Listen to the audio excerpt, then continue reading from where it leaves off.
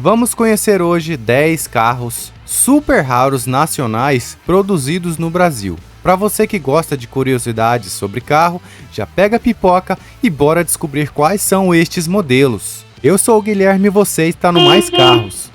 Corona Dardo F, cerca de 300 unidades. Eis uma bela criação do mestre Tony Bianco, pai do que é considerado primeiro fora de série nacional, o Monarca.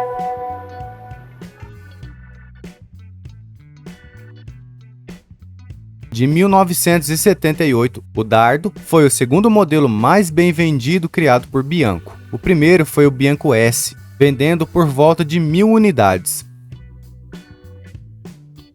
Em boa medida, pelo apoio que a Fiat deu ao modelo, comercializado e revisado em concessionárias da marca. O Dardo foi o primeiro fora de série a usar mecânica Fiat.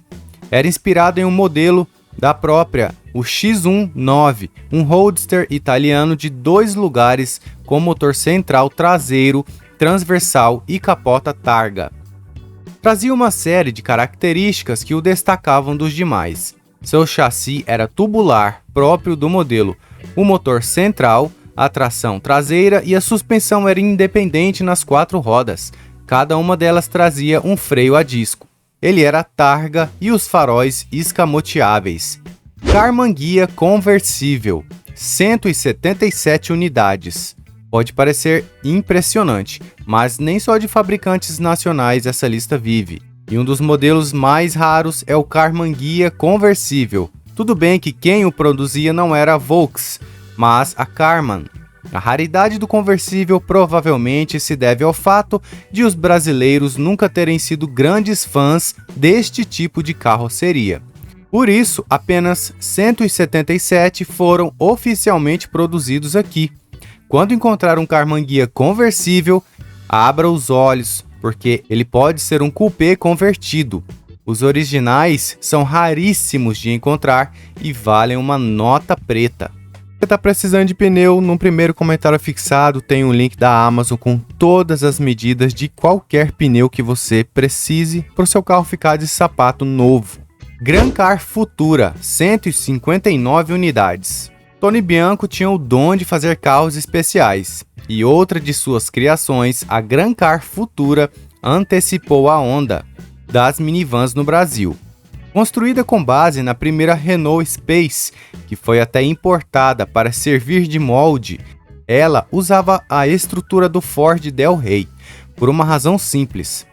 A fabricante era uma concessionária da Ford, a Gran Car.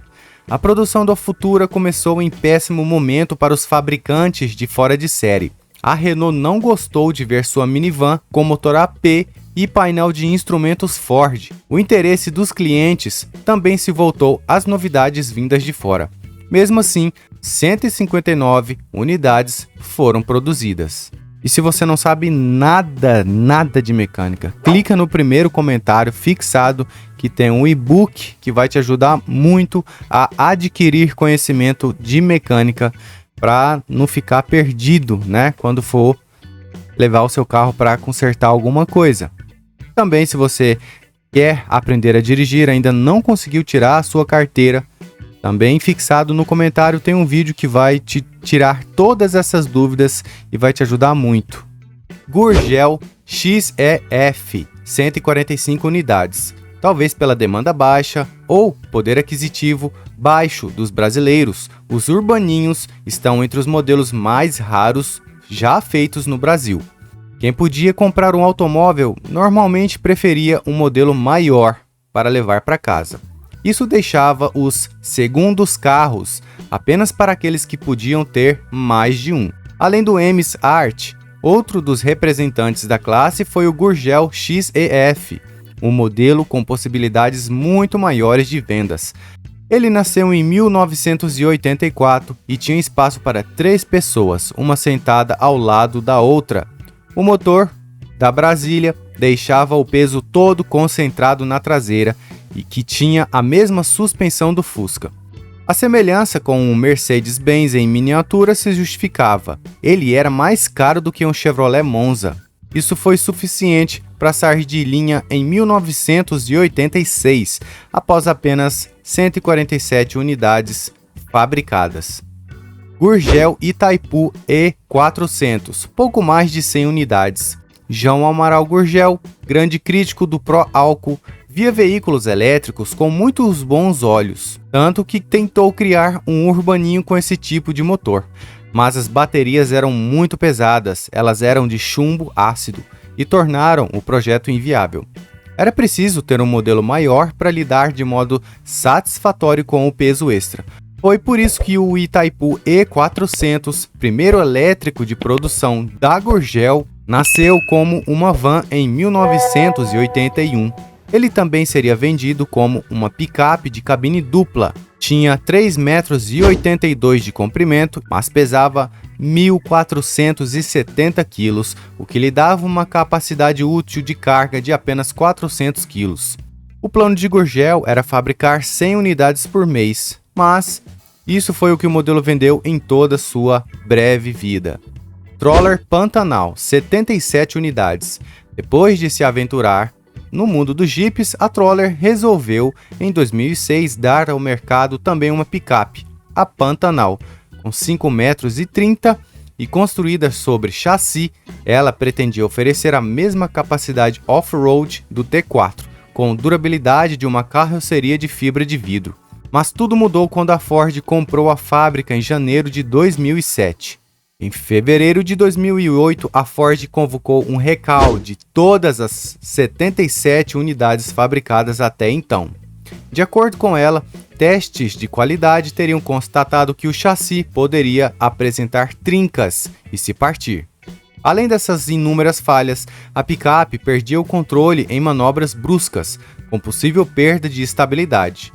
Em vez de reparar a Pantanal, a Ford comprou de volta todas as unidades. Segundo ela, não havia por que reformar ou consertar o projeto. A única disponível está no Museu Nacional do Automóvel em Brasília. Brasinca 4200 GT.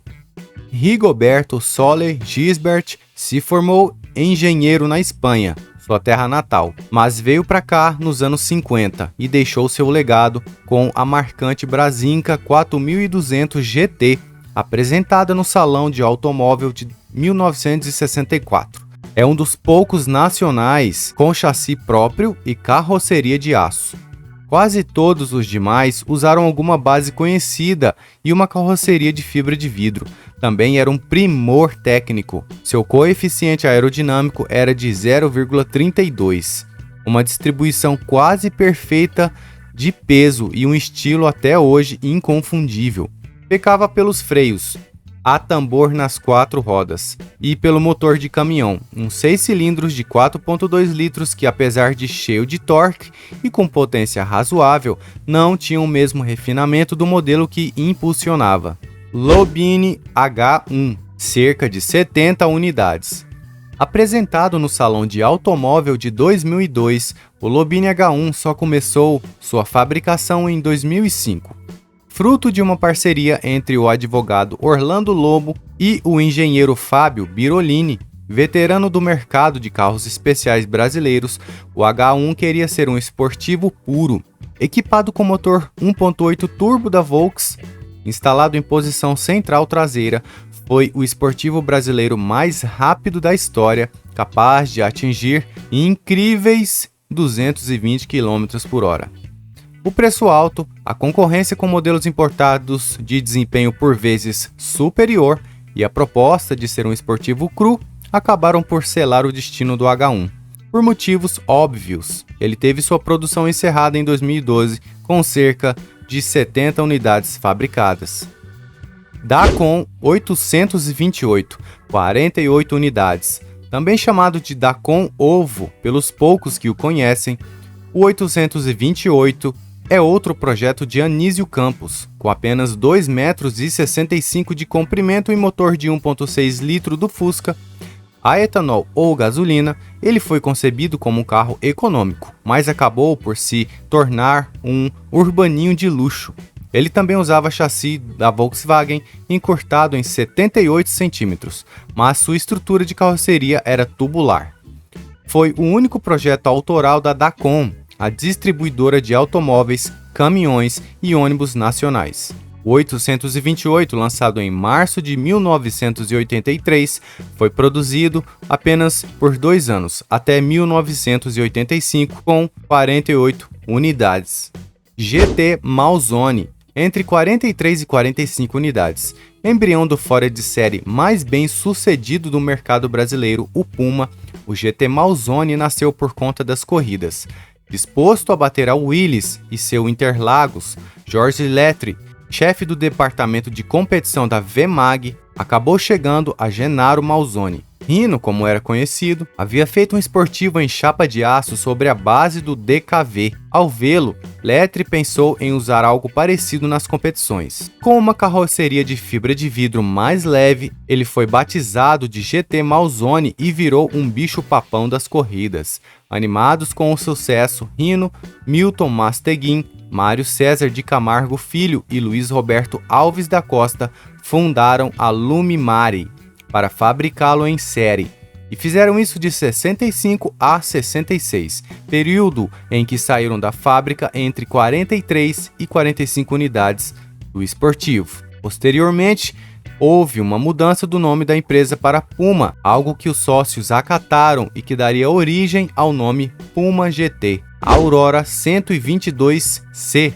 O ano era da votação direta no Brasil para presidente depois da eleição indireta de Tancredo Neves. O clima de otimismo provavelmente contribuiu para a fundação da Aurora Projetos Automobilísticos em 89 e para o surgimento do que seria o carro mais extremo já desenvolvido no Brasil, o Aurora 122C.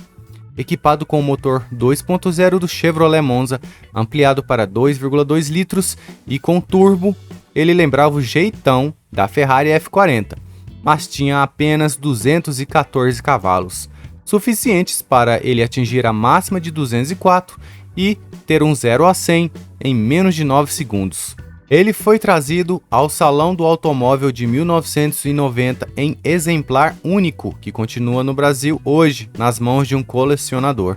Apenas 3 unidades do Aurora foram vendidas, e sua produção encerrada em 1993. Meus amigos, vocês gostaram desses carros raros que já foram produzidos aqui no Brasil?